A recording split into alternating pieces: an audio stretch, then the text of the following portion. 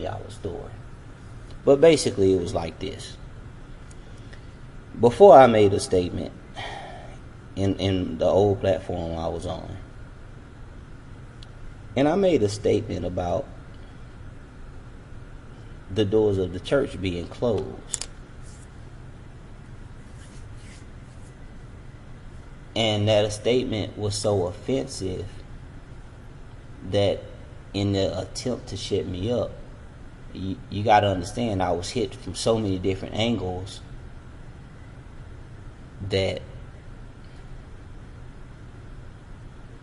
like, no matter what area I came from, they knew what I was about to say, but they didn't want me to say it, so they tried to get ahead of me. And it's just like, you get hit in your feet, you get hit in your back, you get hit in your shoulder, you get hit in your head, you get hit in your finger, you get hit in your elbow. You just getting hit like we are attacking you. It's like you understand that, but I took it. And I know I was just misunderstood. Like I said, I was just trying to explain it the best way I know how. I sat in the pew all that time, and when I got up and I spoke, I'm only speaking on that which I know. And I knew that according to these scriptures, under every and all circumstances in life, you're supposed to walk with God. And if you're going to walk with God, you don't forsake the assembly. You don't alter the assembly. But like I said, that was my thinking. Till I got hit with this information. The information was this. I was listening to a sermon. I was actually in the audience at the time. I was listening to a sermon. In his sermon, it was a certain sermon that talks about how it's righteous functions. It's a righteous function in the governments within this world. That's the only hint I can give. It's righteous functions in the governments of the world. And he had about three lessons, 3 or 4 lessons with that. And in one of the lessons, this particular preacher slipped up and said something that struck me, and I said, I think I found my missing link. And it just made so much sense to me when he said it. And I could almost tell you verbatim what he said. But I'm a paraphrase what he said. He basically said that there's multiple governments in the world, and all of them will always be against you. And he specifically said one of them is in the world, and the other one is in the church. Now, when he said that, it's like a light clicked off in my head. It's a government against me, and one of them is in the church. I said, okay.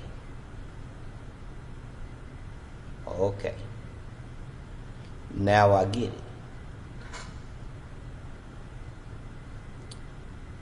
I'm going to talk to y'all more about this. But you remember, now I didn't say this.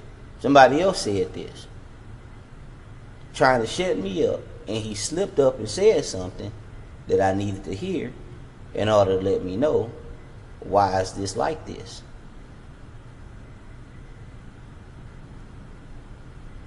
You have a government in the church and it's against you, and he just openly admitted that. I was like, I wanted to say thank you, because now I see what's wrong.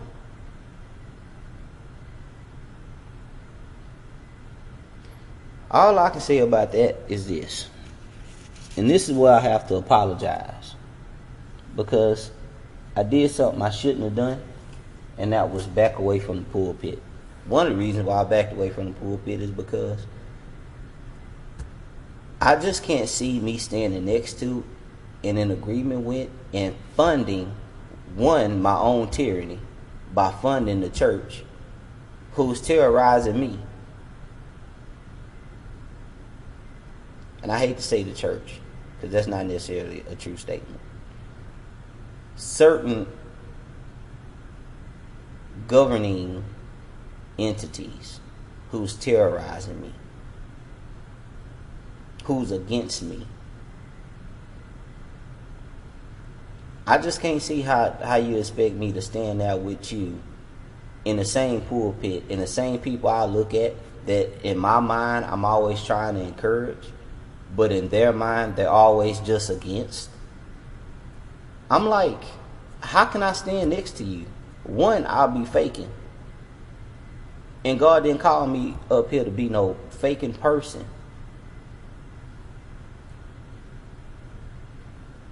God don't call men to go up there and just dog you out and just be against you. And what I don't understand is how the same people that say they're against me is the same people that got their hand out to me every week.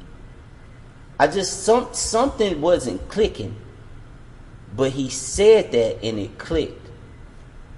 And God blessed me with that statement. It's like I got hit with I felt like I got hit with I got hit.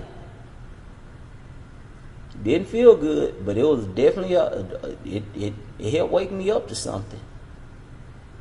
All my life I funded my own tyranny. Or most of my life I funded my own tyranny by trusting a system that was against me. And it took me to start talking about this subject to see how much they are against me.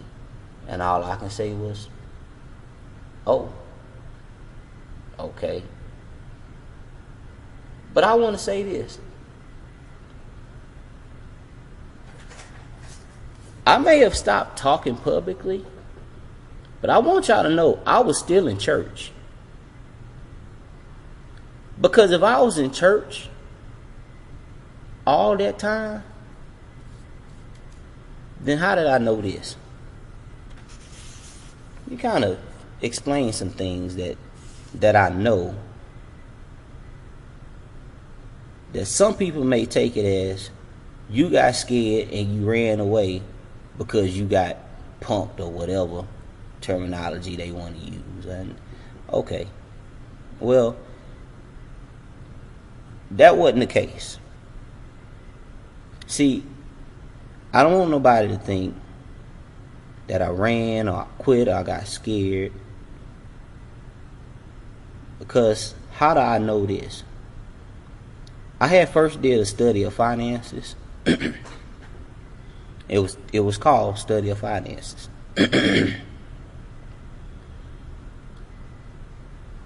And then I heard a preacher say, God don't care nothing about you financially. All right, I try and take that with a grain of salt. Then I spoke on leaving an inheritance to our children. Another preacher got up and said some discouraging words and said, by taking that action, you know, a lawyer may come take all of the things you try and lead your children away from them because they're just that manipulative. I mean, just try to just to go against what you're saying. They always have to throw something else in. So in other words, they basically saying forget your children. That's basically what they saying. They don't forget their children, but they tell you forget yours. Okay, yeah, whatever. Then I spoke on at one point in time during my message, I spoke on helping members of the church in a financial sense. Well, not only helping members of the church, but helping people in the world too, in a financial sense. Then somebody said, quite sarcastically, why don't you go sell one of your 3 lawnmowers you have and give that money to a church member in need? Now,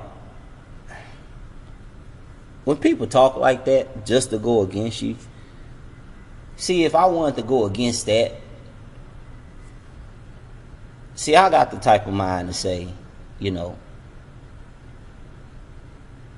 I'll give the church member in need one of my lawnmowers so he can go and cut yards and make his own money.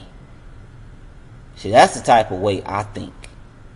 But the type of way some people think is, I just want to go against you, like he admitted. So I said, okay, that's him. I'm not finna argue with him. I'm not doing it. But I see how they was trying to hit me. Then at some point in time, I got accused of being a racist for speaking on some truths that certain oppressive systems and the actions of those oppressive systems, how they had economic effects on a group of people. Now, even with this truth, it was said that if you don't like where you at, why don't you get out? Which is actually quite a good idea, by the way. I'm not knocking that answer or that response, because I'll say this. If you can't afford to do it, if you don't like it, if you can do it, and go live it, hey, if you can afford to do it, that probably wouldn't be a bad idea. Because who says you just have to sit here and just accept what everybody else want to put you through? Man, if you can afford to get up out your problems, I would say run. Get up out of here. If you want to do it. But you got to see what I went through. That no matter what I said, it was just consistent. You say this, I say this. You say that, and I'm a person, I don't throw punches. I don't go tit for tat.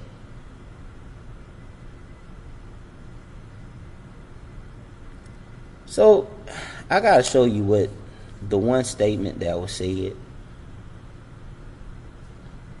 that really hurt me the most, to the point where it really just made me just, as much as I want to get up and do more public speaking, I just couldn't see myself standing there next to a man that I know was terrorizing me.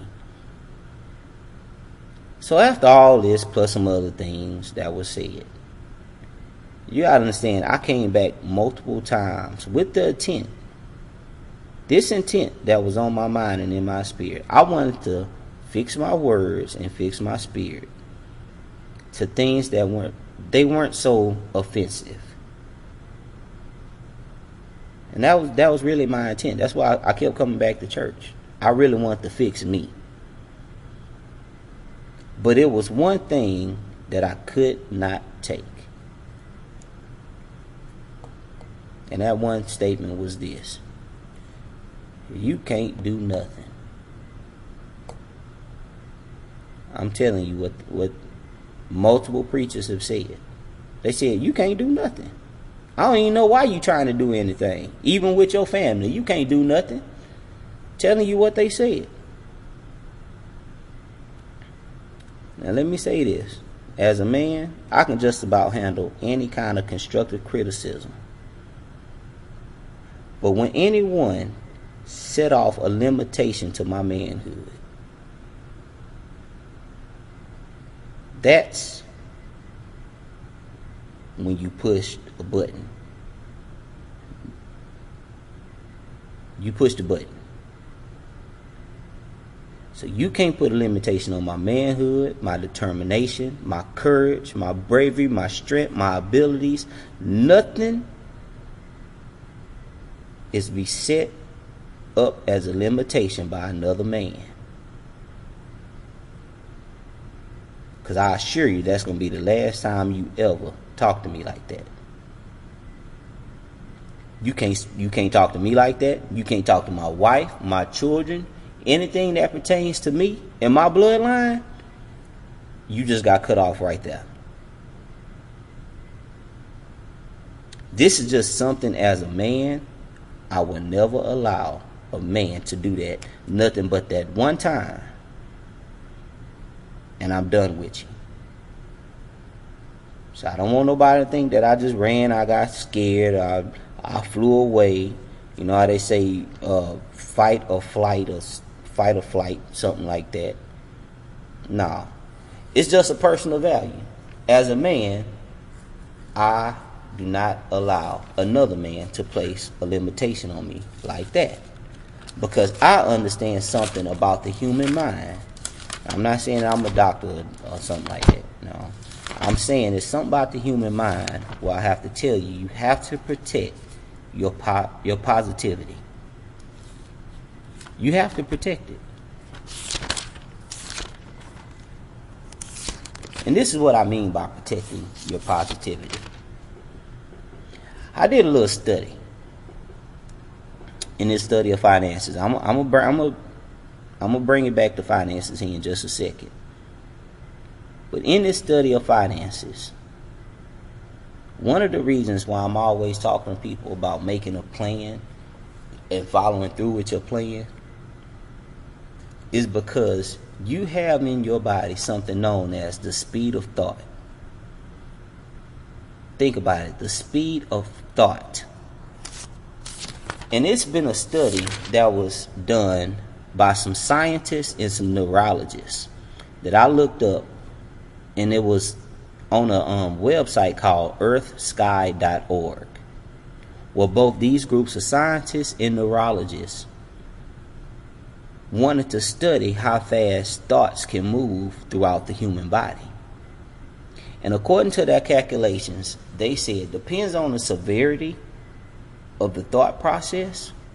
Anywhere from 156 to 270 miles per hour is the speed of how fast a thought can be processed from the brain that can go throughout the human body.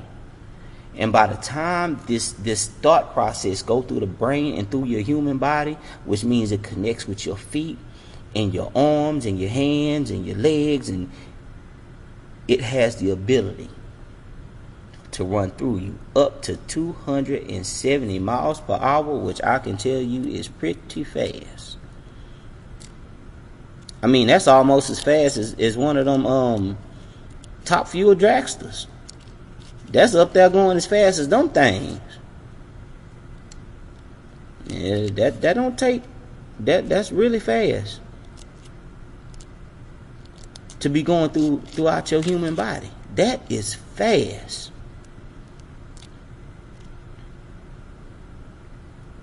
So I'm under the understanding that when I read the Bible and I think about the strength that God gives you through your thoughts, as long as it's something that is positive and something that God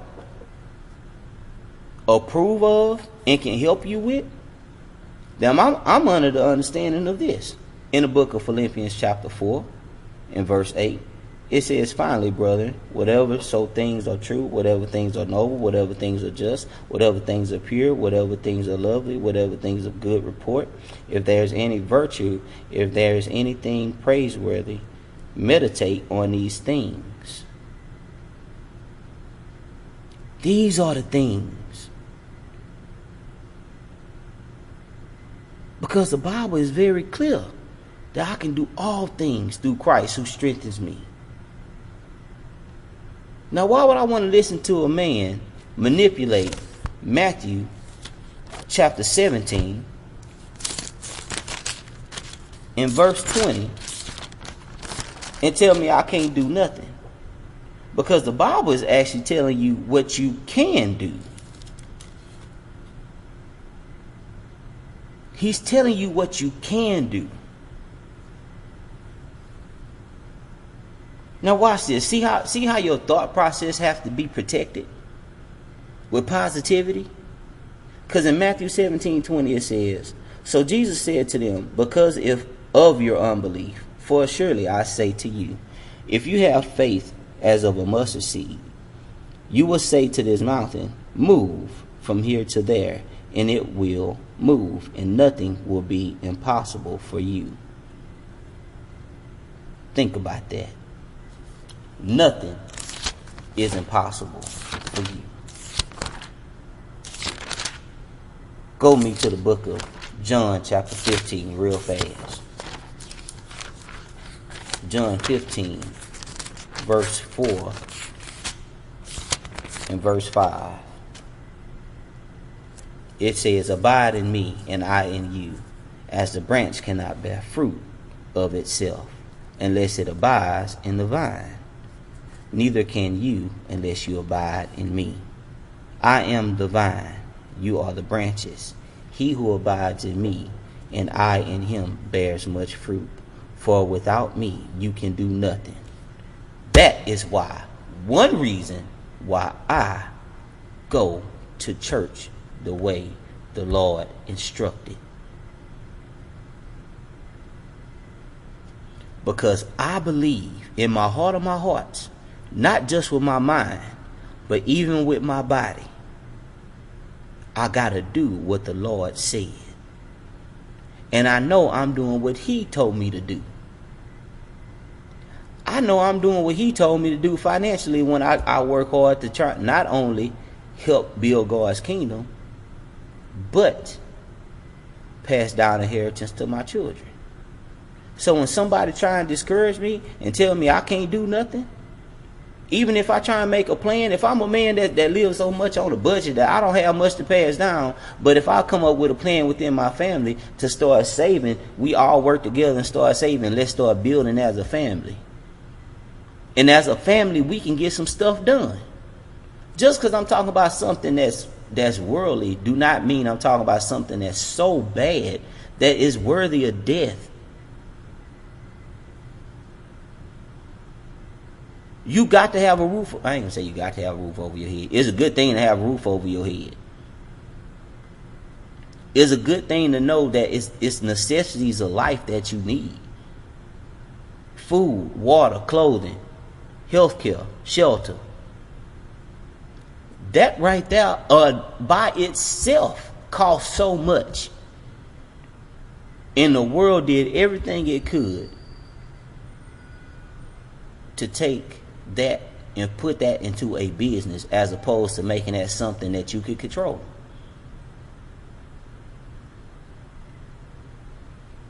So it's like this.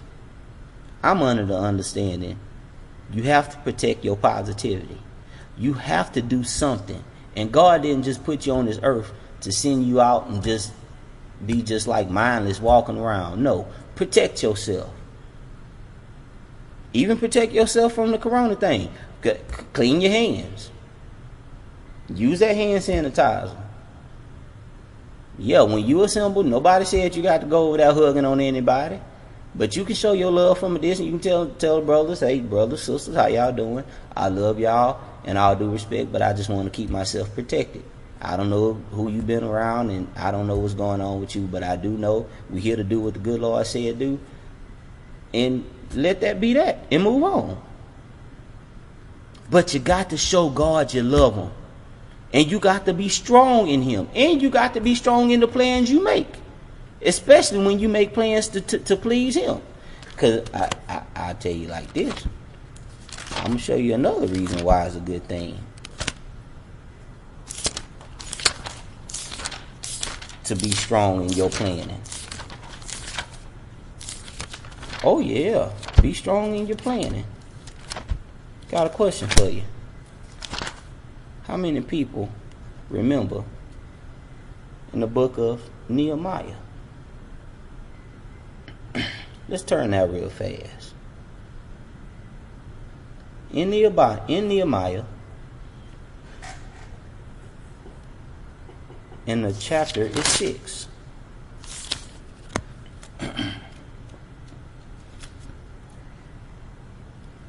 And it reads, Nehemiah chapter 6, verse 1 through 3. Show you why it's so important to make a plan, stick with your plan, and know if you're doing something that God approves of, there's nothing wrong with it. Let's read. Now it came to pass when Sanballat and Tobiah, Nehemiah chapter 6, verse 1. This is very important.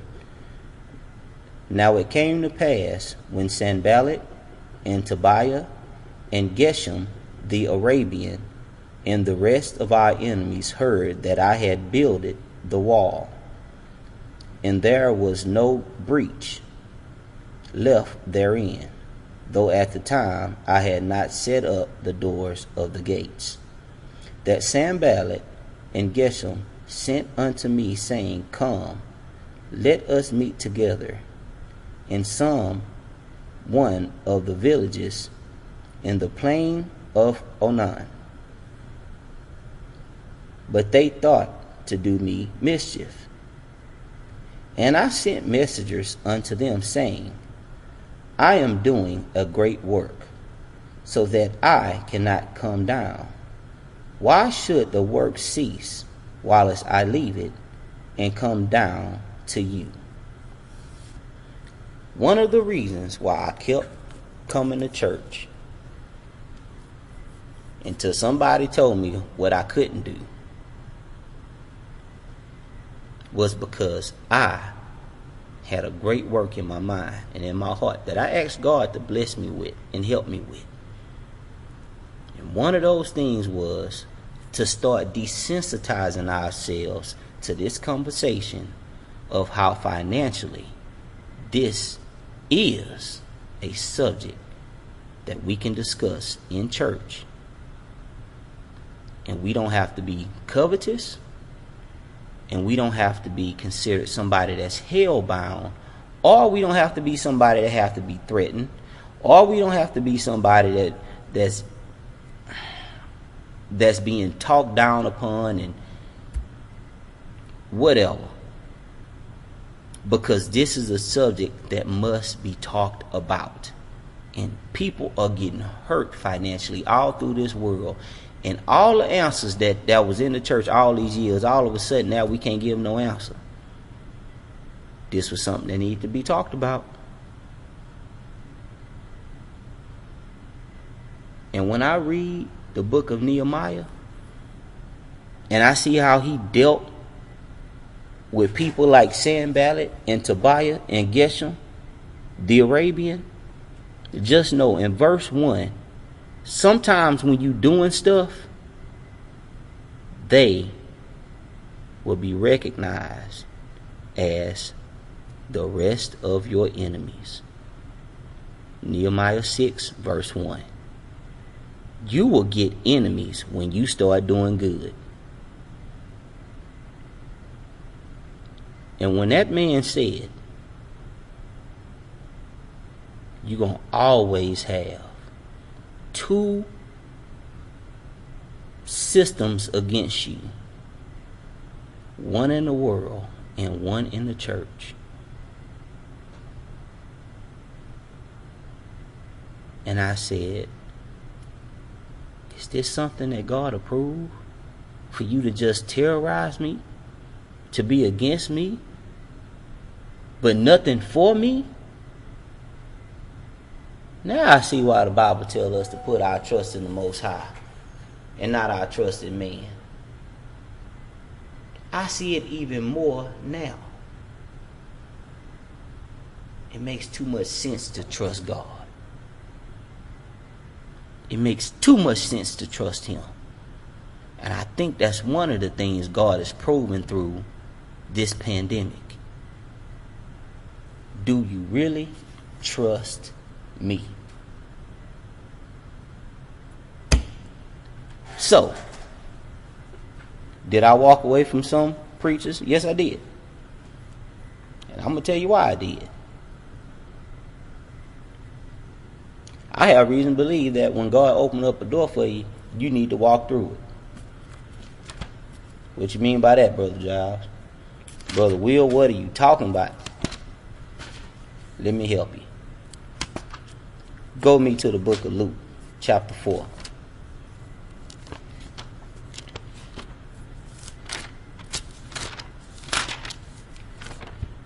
In Luke chapter 4, we see here how people, once again, your enemies, plot against you. In the book of Luke chapter 4, let's start at verse 28. And it reads, So all those in the synagogue, when they heard these things, were filled with wrath, and rose up and thrust him out of the city, and led him to the brow of the hill on which their city was built, that they might throw him down over the cliff. Then passing through the midst of them, he went his way. And the reason why I read that, when it read in verse 30, then passing through the midst of them, that right there, you got to understand the push that was designed to go toward him, but God moved them out the way, and then look how the Bible says he passed through the midst of them. That's a door that God opens. So when you see you have enemies like that, dust your feet, move on. I have learned much. I love some of these brothers with my dear heart, but for me to have been called an idiot, for me to get threatened with physical harm, for me to get a warning that you could die for asking certain questions, for me to get hit the way I was hit on all sides, and to be talked down to that I can't do nothing. Now, I don't understand that for the life of me, just to be quite honest. I just don't understand how you gonna talk to a group of people and tell them they can't do nothing, but then turn around and got your hand out to them every week. That don't make sense. If I can't do nothing, what you asking me for? Anyway, sorry. I'm not sorry. I meant to say that, but it's how I'm saying it. So let me correct my spirit as I'm saying it. You don't get the right to talk to a people down, talk down on the people, to tell them what they cannot do, and then the only reason why you're doing what you're doing is because they're allowing you to do it. That's a good way to say it. Okay. So let me go ahead and bring this to a close. I'm at 36 minutes now. Before, we read Proverbs 33:22. In that scripture, it talks about leaving wealth to your children's children. And it also talks about how the wealth of the sinner is stored up for the righteous. Now, I want to read a scripture to back up just a couple of scriptures. And in the book of Psalms, the 112th division, 112th division of Psalms, we're going to talk a little bit about the qualifications of a good man. Some of the qualifications of a good man. And when we read this, let me say this. This is not a command that everything that's being written here is something that you must do. But these are definitely words of encouragement that as we read this, these are some good things to follow through as we living in this world. These are words that can strengthen us, encourage us, help us as we're trying to live our day-to-day lives. And especially if you want to call yourself a man, I want to be a man like this. And when I say a good man, some of the definitions of a good man is a blessed man, a fortunate man, a prosperous man, a man who is favored by God. These are the things that are considered a blessed man or a good man. Now, let's read Psalms, the 112th division, verse 1. Praise the Lord. Blessed is the man who fears the Lord, who delights greatly in his commandments. His descendants will be mighty on earth. The generation of the upright will be blessed. Wealth and riches will be in his house, and his righteousness endures forever. Unto the upright there arises light in the darkness. He is gracious and full of compassion and righteousness. A good man deals graciously and lends. He will guide his affairs with discretion. Surely he will never be shaken. The righteous will be in everlasting remembrance. He will not be afraid of evil tidings. His heart is steadfast, trusting in the Lord. His heart is established. He will not be afraid until he sees the desire upon his enemies. He is dispersed abroad. He is given to the poor. His righteousness endures forever. His horn will be exalted with honor. The wicked will see it and be grieved. He will gnash his teeth and melt away. The desire of the wicked shall perish. Some of the things, and I'm gonna encourage you to go read some of this and do your research and read some of what some of these words mean. But as we not only read Psalms 112, the whole division. Two more scriptures real quick. In Deuteronomy 8 verse 18, as we read in Psalms 112 and verse 3, it said, wealth and riches will be in his house. In Deuteronomy 8 verse 18, it says, and you shall remember the Lord your God, for it is he who gives you power to get wealth, that he may establish his covenant, which he swore to your fathers, as it is this day. So, the Lord gives the power to get wealth, and understand that word power. He gives you power to get wealth. Psalms 112 verse 3 says wealth and riches will be in his house.